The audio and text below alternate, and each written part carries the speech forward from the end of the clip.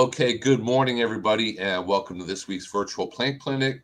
My name is Bill Lester. I'm with University of Florida Extension Service here in beautiful Hernando County, and joining me today is one of our Master Gardener volunteers, Bernie. Good morning, Bernie. How you doing?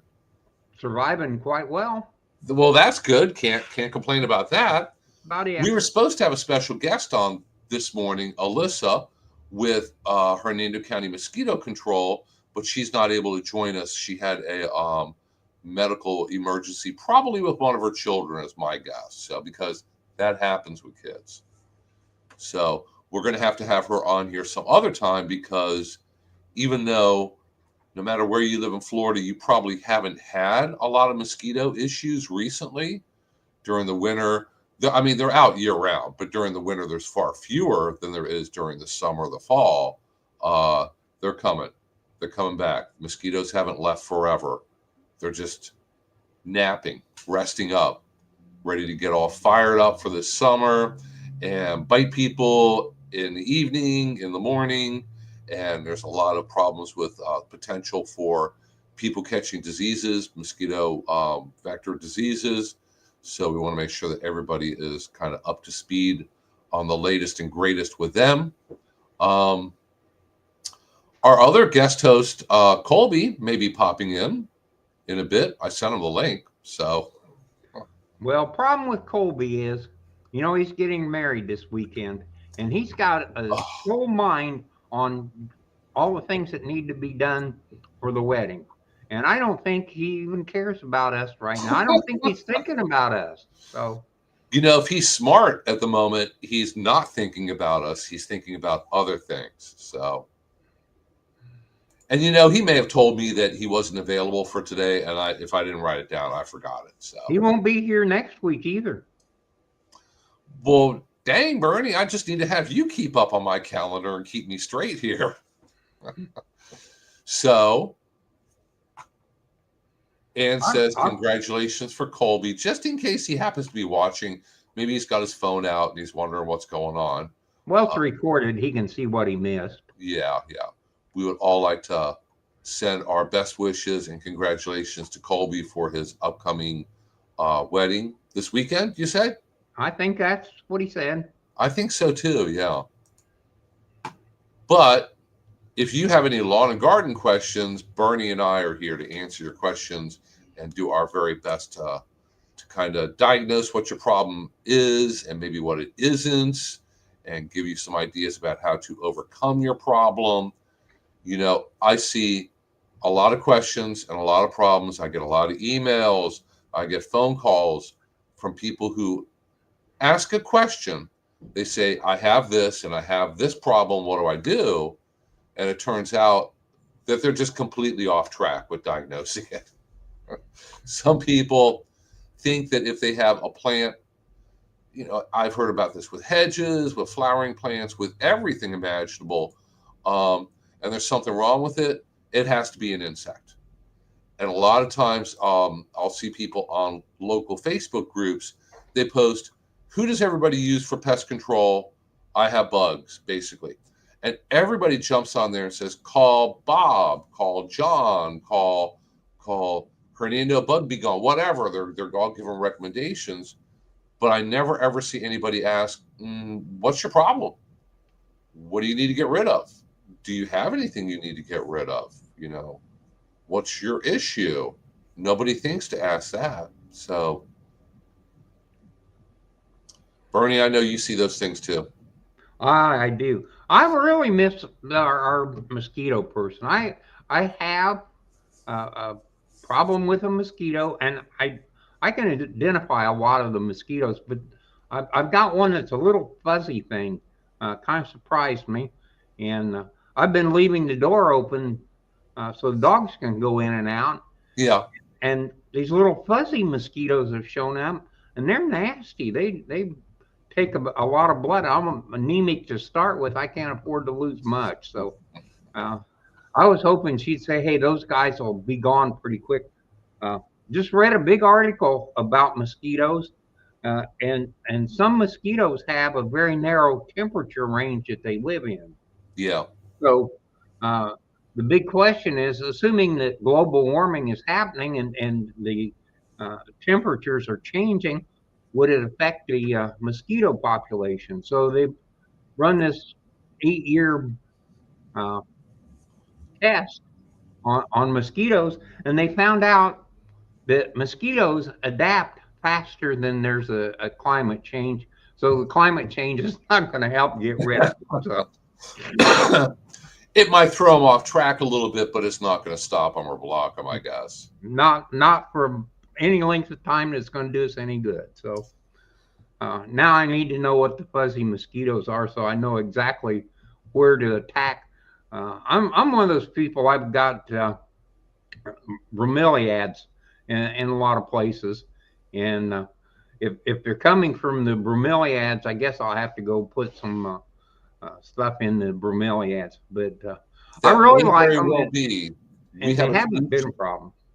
we have I can't remember the species, but the genus is I think Wolbachia, beginning with a W, and they really really like living and breeding in bromeliads, and they don't vector diseases. Thankfully, none that we know of. I'm not saying that they never ever will, but they generally don't vector diseases. But they will bite the heck out of you, and those are the ones that if you have a lot of bromeliads, those that's the species of mosquito that's going to dominate probably in your yard. If you have other things like old tires and containers and the little trays that you put a potted plant on top of that holds water, you're going to get other species. But yeah, you might have those. You probably have to put some BT bits or something in the bromeliads. Yeah, the '80s zip tie. That sucker is nasty. That carries just about everything that you could possibly not want. So, I think the common name is the yellow fever mosquito, yeah, that's it. which which we don't have yellow fever in Florida now. But if you ever go to, I know we visited St. Augustine quite a few times, and if you go by the graveyard, or if you're ever in New Orleans, you go by the graveyard, you see great big plaques about the yellow fever outbreak, and it would happen at different points in the 1800s, killed tons and tons of people. Used to be a huge problem, but has been generally eradicated. Same with malaria. There used to be malaria in Florida, but now definitely not so much. But they always monitor for it. And if you live in Florida, every county in Florida by law has to have a mosquito control department. So wherever you are in Florida, you have a mosquito control department. If you have specific problems in your county and you live outside of Hernando County, then you could definitely reach out to them, contact them. They may give classes. They probably have a lot of information to hand out. And that way you can keep the mosquitoes under control and keep yourself safe. And just remember, don't let old used tires pile up in your backyard, because when they get water in them, you will have lots and lots and lots of mosquitoes. So hopefully nobody out there does that. But Yeah, when I was working, we did a lot of work on the aircraft equipment that Pasco County had, and they used helicopters for a lot of things. And they had a twin engine airplane that was set up so that they could set up a spray pattern and just go out and completely cover an area, and people never even knew they were doing it. It was a fairly effective program. They have apparently a lot more money than what our county does, but yeah, it was interesting. See all the latest technology as it came out, because these people were really keeping ahead of what was going on. So, and our people were as up to date as they can be. I'm really thankful that we're not in one of the really poor counties where they aren't able to do anything. Can you imagine how bad it would be if we were still back in the 1800s here with the mosquito problem? well, number one, there'd be a whole lot less traffic. Number two, less development, but much more difficult to get around, because the roads that you did have were just little bumpy dirt roads, I guess, and lots of mosquitoes spreading lots and lots of nasty diseases. So the good old days aren't necessarily always the good old days. That's for sure. But for anybody watching or listening or here with us live who is in Hernando County, there is Alyssa's contact information. So if you have mosquito questions, problems, issues, feel free to reach out to her. Um, she might be wondering, like, oh my gosh, why is my email inbox blowing up when she wasn't even here today? Go ahead and reach out to her if you have mosquito questions in Hernando County. And if you live in a different county, you have a mosquito control department. If you look them up, you'll find them and you can contact them. We are fortunate. She's about as knowledgeable as anybody I've ever met on this subject. So uh, you get some really good answers. You get some really great information. So Mm-hmm. our county has done well in that respect. And you know, our county's mosquito control department, they do a lot. They do a lot of monitoring. They do have the chicken program where they have chickens and they test their blood to see if there's antibodies because they've been bit by a mosquito with a bad disease. Uh, they have, and I have no idea who it is. And I was going to do a day-long ride along with them. I think I'm going to do that this spring. I'm going to pick a day. I'm going to get in touch with mosquito control and just kind of ride along with them as they go and they monitor ponds and ditches and puddles and this and that. They put out containers that will trap mosquitoes. And there's one gentleman where they dump just, I don't know how many dead mosquitoes on a table, and he goes through and identifies them. And I'm pretty good with insect identification, but I've never had to really ID species of mosquitoes, so I'm not familiar with what they look like.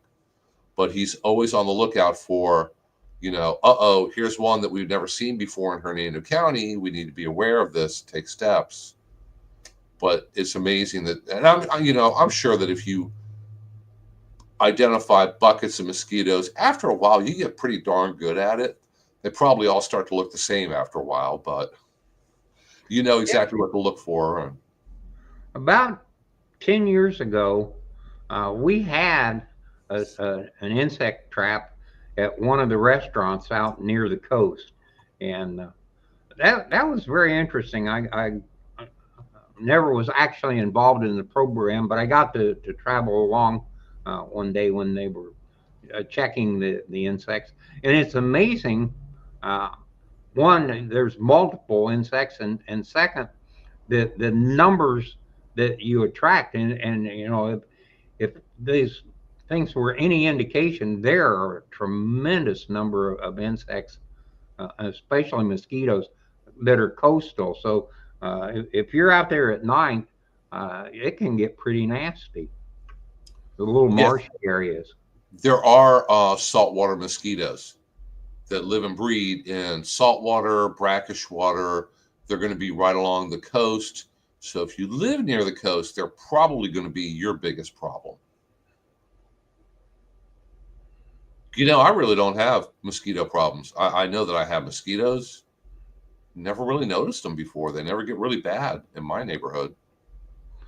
Well, I don't usually have much of a problem in the summer. This is the time when they're a problem. There's still a little moisture around, and it's just been warm enough they hatch pretty quick. But Yeah. later on in the season, it's going to get very dry, and that little very dry period just before the rains start uh, pretty much clears everything up, and we don't have the problems for a while. All depends on where you live. I know some people will contact me and they say, I'm overwhelmed with mosquitoes and midges. It's funny because we work with mosquito control.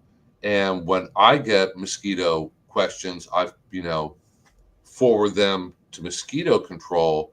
And a lot of times when they get questions on other small flying insects, midges, no-see-ums, all kinds of other things, they forward those people to us.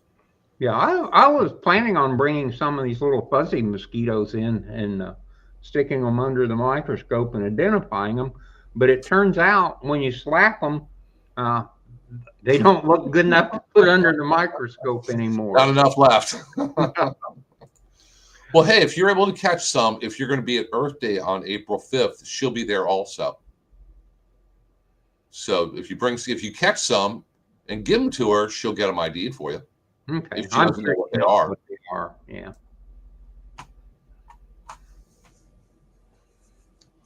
So, guys, as always, if you have any questions, go ahead and put them in the chat. Questions about mosquitoes. I mean, we'll try our best. We don't have the expert here today. Questions about lawns and plants and trees. And here we have an actual question from Anne. She says, now that it's getting to be that time, what do I do for the air potato vines again? Good question. Yeah. They're going to take off and grow like mad. So um, there are still plenty of the air potato beetles in the state. They're kind of lazy. They don't show up until late June, early July. And so the vines are going to be up. They aren't going to be producing many of the bulbils yet, but about the time they're getting set to do something, the little insects are going to show up. Just chomp the heck out of them, set them back enough that they won't produce, and maybe your air potato population will go down. Did in my area, it was very effective. They started eating on the vines, and after about the third year, we stopped seeing vines. So uh, That's the, great. they're gone now in our area. I know for a lot of people, the beetles definitely slow them down. They damage them. And the first thing that happens is the air potatoes don't get the potatoes, the bulbils in the fall. So they're not spreading like they were. But really, the only way to completely get rid of those air potatoes is to go out there and dig them up. But the beetles help because they give you kind of breathing room to dig them up and then check. And if you missed one, it's going to send up a new shoot. It'll let you know where it is. And you dig that one up and over time, get on top of it, get rid of them. Oh, the beetles, they do not raise the beetles anymore. They don't raise the air potato leaf beetles because they're endemic in Florida. They've established, and no matter where you live, they will come back anywhere between May and the latest I see them come back is really August-ish. So it depends on when they're going to pop up on your property, but you will almost definitely get beetles. I'm not making promises for beetles, but you will almost definitely get the beetles sometime this summer. But they did raise them for a while and distributed them to people until they have been released all over the state. And they've established, let's see, with the kind of weather we had this past winter, they should have done well because they tend to like it a little bit colder. Believe it or not, when they overwinter, they overwinter as adults. So the adults hide in leaf litter and they just go into diapause or basically insect hibernation for the winter. And they don't overwinter very well in South Florida because it stays a bit warmer. They tend to do a little bit better in Central and North Florida as far as the cold weather during winter goes. When we have an El Nino winter and we get lots and lots of rain, you lose a lot of the beetles over the winter because everything's wet and they start to have a lot of mold and fungus problems, I think. Nobody's really specifically studied that, but just from tracking their populations, how well they return in the spring, year to year to year, and then look at what happened over winter. I think we should probably get a pretty good crop of beetles this year. Were they working on a beetle that would eat the potatoes? Yes, they do have them, and they are raising them. I believe they're distributing them. I'll try to remember to pull up some information, be able to share it next week. They're releasing those mostly in South Florida because the air potato leaf beetle did not do really well in South Florida. It hasn't really knocked back the air potato vines very well, and they're still making bulbils. So the air potato bulbil beetle is going to be more effective down there, but that's more of a South Florida release program than so much for Central and North Florida. And here's one for you. Oh, well, let's go back and start with the first one here. Here's one for you. Tropical Beauty Peach only got one bloom and one peach. That's better than none, but one's not a whole lot. And they're wondering, You wait to get are more they going to fruit? get more flowers? Probably yes. It has to do with the chill hours, and it depends. The tree doesn't flower unless it gets enough chill hours. If it's a 300-hour tree and you only got 200 hours, just wasn't enough to produce. It's kind of a strange thing because where we sit, we're, our chill hours are not consistent from year to year, but the requirements of the trees are very consistent. So for a homeowner, it makes sense to have a low chill hour, a medium chill hour, and a high chill hour for your area. One of the three trees will always have peaches. And otherwise, you're probably only going to get peaches maybe 2 out of 3 years, or maybe only 2 out of 4 years consistently in our area. And that's bad because the trees have a relatively short life because the really warm summers that we get uh, are very, very hard on peach trees. A tree that has a 25, 30-year life uh, in Georgia, uh, the equivalent with the same number of chill hours here, maybe 12 hours. I mean, 12 years. So Yeah. it's about half the lifetime here in Florida. And the other thing that happens is if it gets the chill hours and blooms or starts, and then we get a frost, takes out everything, and you don't end up with any fruit. So, um, it works both ways. You have to have just the right number of chill hours, right weather. Peaches are an odd thing, but on the other hand, Florida peaches, when they're good, are some of the absolute best you can have. So I really recommend it. I recommend you get three trees. I do that. Uh, uh, all my peach trees have finally aged out and are gone. But when they were producing, man, they were fantastic. Yeah, it tends to be feast or famine. Either you get a great crop or very little crop. And those late frosts will destroy a lot of different crops for commercial growers. A couple of years ago, they had a late, really bad freeze in Georgia, so very small crop that year. Other years, I guess this winter has been almost absolutely perfect for strawberries, although the price has not seemed to come down very low. So there's a lot that goes into it, a lot of weather issues. Like so many things, it depends on when they're available as to what the price is.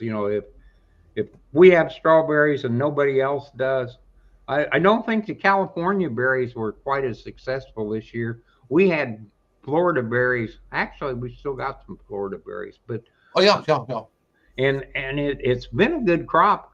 Um, the sad part about it is we don't always have the greatest flavor strawberries because we're trying to produce in a very narrow time frame, and some of the places do produce a little sweeter berry than we get on the average here. But it's hard to beat them, and the price is not really all that bad. I mean, would you go out and pick and package strawberries for the a lot of times they're two for $4 or $5, or buy one at 350 and get one. Those kind of things. I don't see how they really can do it. That's pretty tough. That is small margins sometimes. But you sell enough. If you get a penny from everybody on earth, you got a lot of money. Yeah, it adds up.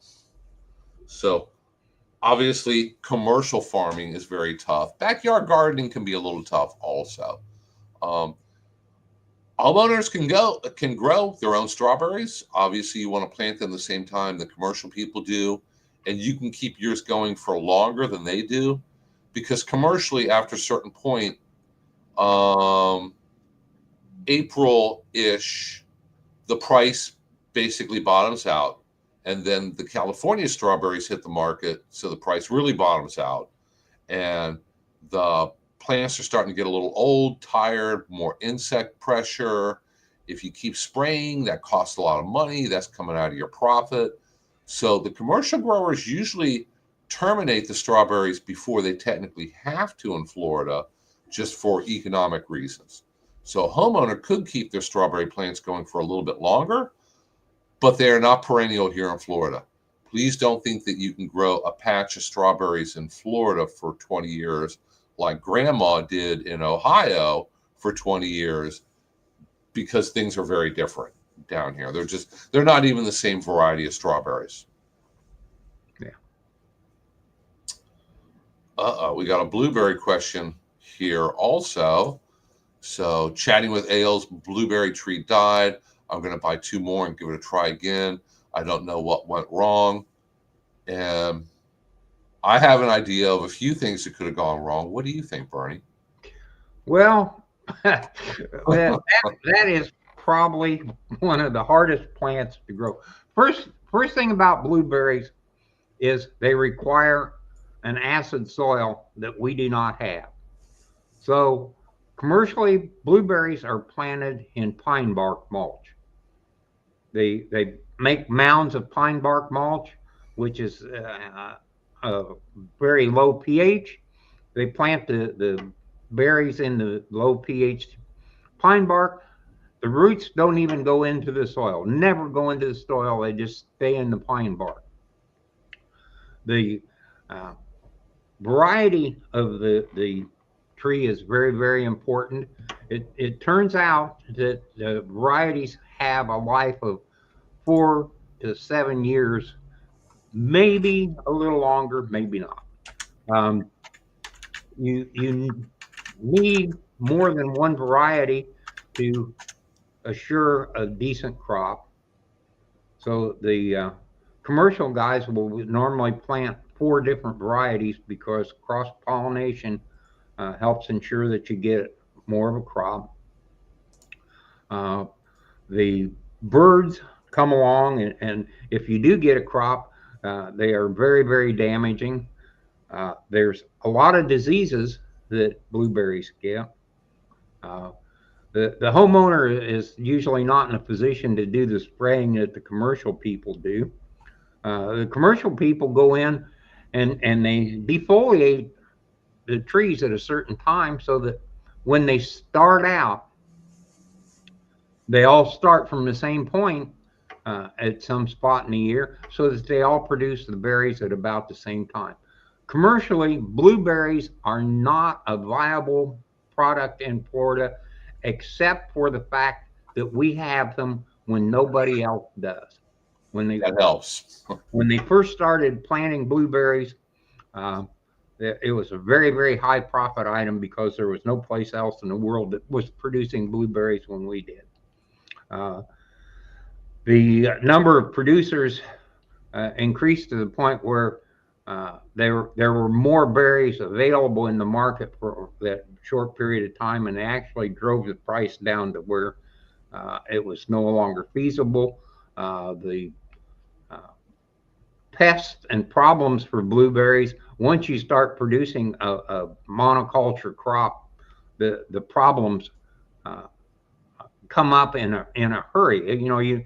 You have no blueberry mite or whatever it is until you have a lot of blueberries, and then once you have a lot of blueberries, the population of whatever that destroying insect or disease is greatly increases. So going back to, what do you do if you want home blueberries?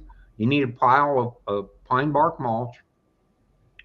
You need a couple of varieties of blueberries that are hopefully for this area. You cannot use blueberries from another area. If it's a variety that works in Georgia, will not work here. And you have to prune the plants. You have to do all kinds of things. There's like a 10-page document available from the university on how to do blueberries. And if you will Google blueberries UF, that comes up, goes through the whole thing, and it is uh, something. The truth is, if you want to do it because you're doing it for the heck of it and it's going to be fun, it's worthwhile. If you're doing it because you think you can produce a good blueberry crop, probably much cheaper, much simpler to just buy them. Yeah, and I shared some links in the chat to some University of Florida information. One is homeowner blueberries, and then the other one is different blueberry varieties. It is important that you get Florida blueberry varieties and not a variety that grows up north, like through a catalog or from online, because the northern varieties are not going to produce well here in Florida. They're never going to get enough cold temperatures during the winter. The plant may grow, but it's never going to flower and give you fruit. Yeah, there's two varieties of blueberry, the rabbit eye and the high bush, and I think it's the high bush that does well in Florida. Only one of the families does well here. Rabbit eye does really well in Florida, and it tends to flower a little bit later. So for a commercial grower, not their favorite, but for a homeowner, rabbit eye blueberries are generally easier to grow. Southern high bush is what they've developed for growers in Florida, and they flower very early. But if we get a late freeze, no blueberry crop that year. So for homeowners, the southern high bush tends to be harder for them to grow. So for homeowners, we recommend rabbit eye blueberries. They're easier to grow. They tend to be more dependable. Growers are definitely going for southern high bush, and University of Florida is always developing new varieties that flower better, more productive, taste better, flower earlier, later, whatever the market is wanting, that's what they try to develop it for. But Florida blueberries are very good. There's a lot of you pick blueberry places, and I went to one last year. It was over in the center of the state. I think Winter Haven area. And it was, oh my gosh, they must have southern high bush. Their blueberries bushes were like 6 feet tall. And they had tons of blueberries. We went on the right day. I was able to fill a bucket in like 5 minutes off of 3 bushes. And they had acres of them. They had a lot of people there too. So Florida blueberries, very good. Go find a U-Pick farm. Here in Hernando County, we have J&G Ranch. And they have right now U-Pick strawberries, and they will soon have U-Pick blueberries. And then after that, they're going to have U-Pick blackberries, because they all come one right after the other. And I like blackberries, and it's definitely my wife's favorite. She doesn't like blueberries that much. They're good. They're healthy for you, though. I think I like the blackberries better. I think I do, too. Blackberries and raspberries. You really can't grow raspberries in Florida, though. Sorry. Yeah, I find that blueberries, if they're cooked, have a totally much better flavor. So blueberry pancakes with lots of blueberries in the pancakes, I love that. Blueberries on my cereal where they're just raw blueberries, they're not as flavorful, but the cooking really does something for them. I like blueberry muffins. Oh, I love blueberry muffins. Now you're going to make me hungry. Yeah, we're going out to the store tonight. Now I'm going to look for blueberries. Yeah. How come we always drift over into cooking, eating, sharing recipes?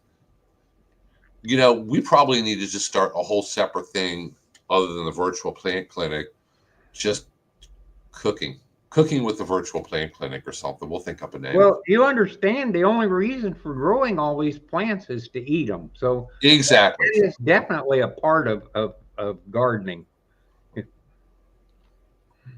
Good morning. Yes, and that we were saying is rabbit's eye. It got its name because when blueberries, the blueberries flower and the little flowers get pollinated, the little baby blueberries are very like almost pinkish lavender color. And then when they get larger and older is when they turn that, obvious blueberry ripe blue. and people would say that the little immature ones were the color of a rabbit's eye. I didn't make the name up. That's just what I read somewhere. So that's where that term came from. And if yours do very, very well, they will have to be pruned back and cleaned up. Um, University of Florida, if you look online, has a lot of information on how to manage blueberries, how to prune them, when to prune them. That's very important. A homeowner can keep blueberry bushes going for a number of years in Central Florida if you do everything else correctly. I know commercial growers, I think they only keep their plants maybe 5 years or so. I can't remember exactly how long, about 5 years. And then it's like, oh, that field, those plants have been there for 5 years. They got to go. We're going to put in more, maybe a new variety, a different variety. And people look at it, it's like, well, the bushes still look healthy. They got flowers. They got blueberries. Doesn't matter. When it's time for them to go, time for them to go.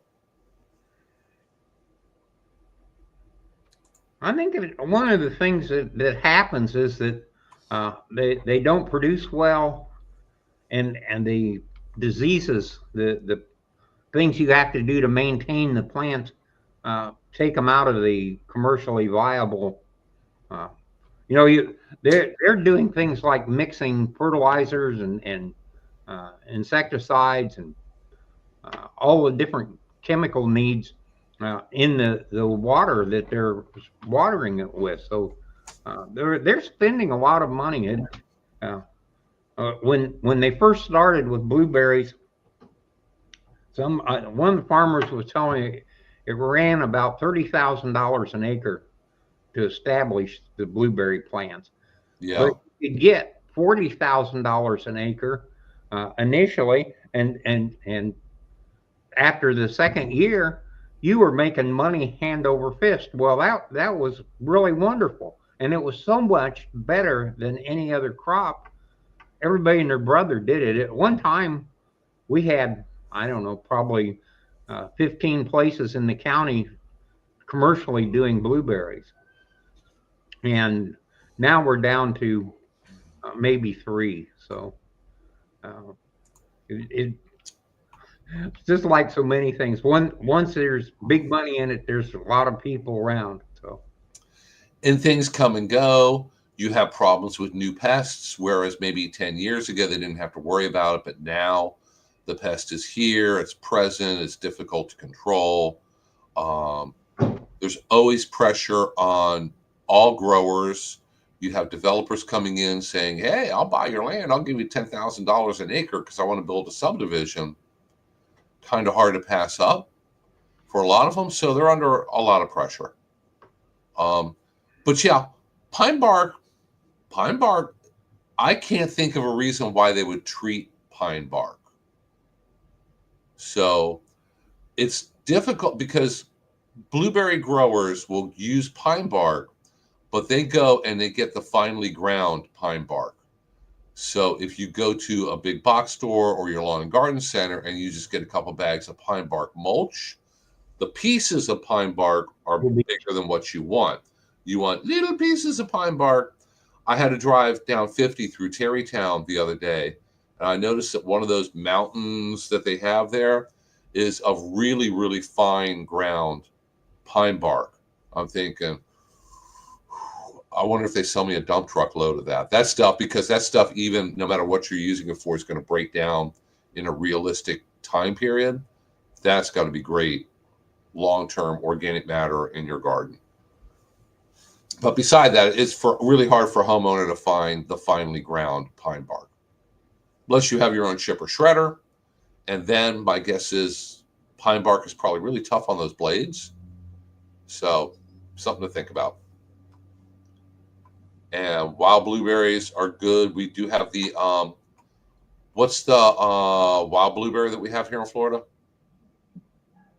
I don't know, but we've got a lot of those in the county here. Yeah. If you're just out hiking in the woods, you'll see them, and they get really large. Also, they get like large shrub, small tree size. The big field next to the parking lot out at Wikiwachi Park, it's got a lot of wild blueberries in it. Mm-hmm. which is kind of neat. A lot of the areas with wild blueberries also have wild bears, so Yeah. Bears. also Like, like them.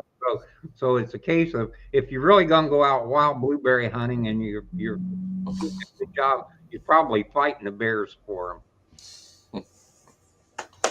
so Ann has a question. She's asking, what is a sweeter blackberry? Mine do well, but maybe a sweeter one out there I don't know about. The different varieties of blackberries that you can and should choose to grow in Florida are all developed by University of Arkansas. There's a plant breeder out there, and all of them will grow in Florida. There's always ongoing research about which variety is the most productive, which one tastes the best, which one gets the biggest berry, which one gets the tastiest berry, but they'll all grow here. And they all have Native American Indian tribe names. Give me a second here, and I'll pull something up on them. them.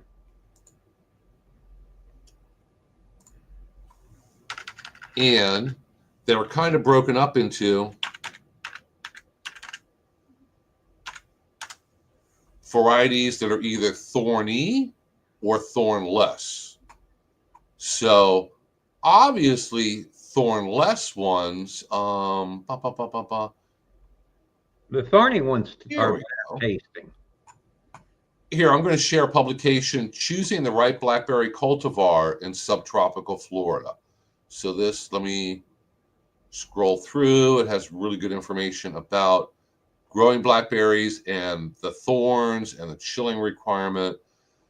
Different varieties have slightly different ripening seasons. So some are early, some are later. But yeah, this goes through, wow, a bunch of different varieties and which ones are going to be good for here. There's one, I'm not even sure how to properly say it, Wauchita, Ouachita, that I know does well here. I think Osage does very well here also. But you need to think, I know that technically the thorny varieties tend to be better producing. So if you're thinking, oh, well, that's what I want the better producing one, they have thorns, guys. Keep that in mind before you plant a bunch of them. If you plant thorny blackberries, you will have to deal with the thorns at some point when you're picking them. Thornless ones are a lot easier to harvest and deal with. You don't get all caught up and stuck with the thorns, but they're not going to produce quite as well as the thorny ones. So things to keep in mind with blackberries. Blackberries do very well. I know here in Hernando County, we do have you-pick blackberries. I know that right over where you live in Spring Lake, there was somebody who had organic blackberries. Yeah. Is he still there? Uh, Over on White Road. Yeah. Yeah, I met him years ago. Nice guy, real nice guy. Yeah, he's still got several of the you pick things going over there. Okay. So blackberries, another definite choice, potentially definite winner. You need to manage them correctly. That's what it all comes down to is proper management. And if everything works out well, you can get your own blackberries. And if you don't get your own, go and visit a local you pick blackberry grower. They will appreciate it. But something else to keep in mind. But like I said, don't try raspberries. You'll probably just grow disappointment. So, guys, we need to wrap it up shortly here because I have other things I'm going to have to go and do starting in just a little bit here. But we will definitely get a hold of Alyssa and try to have her back to talk about mosquitoes and mosquito control. And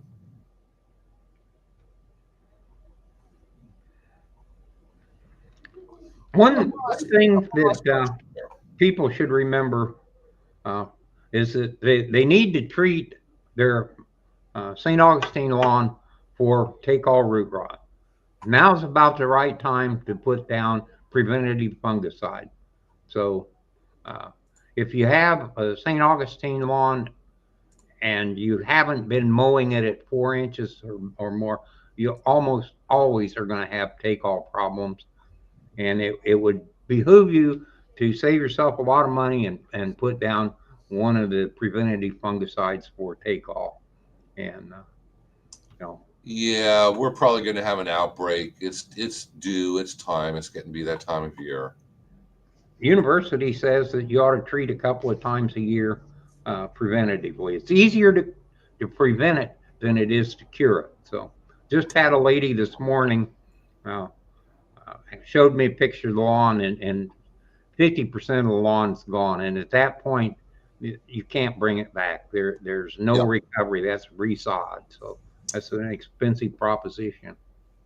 In the latest University of Florida document, it actually says if you have an outbreak and it's to the point where you have visible damage to your lawn, it's too late to control it. You'll have to let it run its course and hope that it doesn't take out your entire lawn. So, as with everything, prevention is definitely easier than trying to control it after it's gotten out of hand. So I'm just scrolling through and showing all of our regular contact links here. I will show Alyssa's contact information once again. Colby was not able to be with us today, but if you have a question, you can go ahead and email him. If his mind is tied up with impending marriage, he probably won't answer your email today. I don't know. He might. I'm not going to make promises for him one way or the other, but there is Colby's Linktree information also. He also has information there about all of his upcoming classes and activities for after the wedding and after the big honeymoon. So Colby may be with us next week. Then again, he may not be. Do you have any banana plants, Bill? I know. And mine got this past winter, mine with all the cold nights we got where the temperature got down to 34 or whatever, they looked really unhappy, but no damage. And they got by. They're starting to look ratty. And then that one night it dropped and it got well below freezing in my yard. Hammered them. Absolutely hammered them. I think that we will have a class later on this summer where we have banana plants. We need to do that again. Do you want some? Yeah, I'd go for banana plants. They look nice. They're Yep. perennial. I mean, they just keep coming back, coming back, coming back, and occasionally you get some fruit. Yeah, and some people do much better with that than other people. I never get fruit. I never put much time and effort into them, but I never get fruit. Still haven't gotten fruit. So one last quick question here. Chatting with Ailes asked about, said root rot, but what they're really talking about was blossom end rot. And that is a problem with tomatoes and peppers, where on the fruit, the end that's away from this on the other side from the stem will get a bad spot on it, and that's called blossom end rot. That's from a lack of calcium. Calcium. So you may need to add calcium. If you ever go to the store and find something that says blossom end rot preventative or cure or fix it or whatever, if you read the ingredients, it's got calcium, some form of calcium or another. The plants also have to have good water flow through them. So you need to make sure that they're evenly watered, because the calcium is dissolved in the water. Plants take up calcium by bulk flow. Calcium comes in with the water, goes all the way up the stem, all the way out the branch, all the way to the fruit and to the far end of the fruit. And that's a long distance from the roots. And you have to have good, even water flow to get the calcium to the ends of the fruits where it needs to be to avoid blossom end rot. So yes, calcium deficiency. And suggests try 10-10-10 for bananas. They need about 4 years to come around. I'm going to fertilize them this year. And last year's rainfall was really erratic. we got rainfall, but it wasn't really even. It was kind of feast or famine a little bit. So I'm gonna focus on. I'm gonna run some more specific irrigation for my banana patch. So I'll let you know how that works out. Hopefully, I'll get a bunch of bananas for all my time and trouble and effort. So hey guys, I think we're gonna go ahead and wrap it up here. Let me double check. Dun, dun, dun, dun, dun. I will be here next week for sure. Bernie, you're going to be here next week? I think I will. Okay. Colby probably won't be with us next week, but maybe, who knows? And I'm going to try to find a guest for next week. Not sure if Alyssa's going to be free to join us or not, but I'll ask around. I'll try to get us somebody for next week. So everybody, thank you so much for joining us. Thank you so much for tuning in or watching the recording of this. We really appreciate it. If you didn't keep tuning in, we probably get bored and lonely and quit doing this. So thank you once again, and be sure to come back next Thursday at 10 a.m. and at least Bernie and I will be here, and maybe others. Who knows? We'll make it a surprise Thursday, I guess. So until then, thanks everybody. Have a great week. Bye. Bye-bye.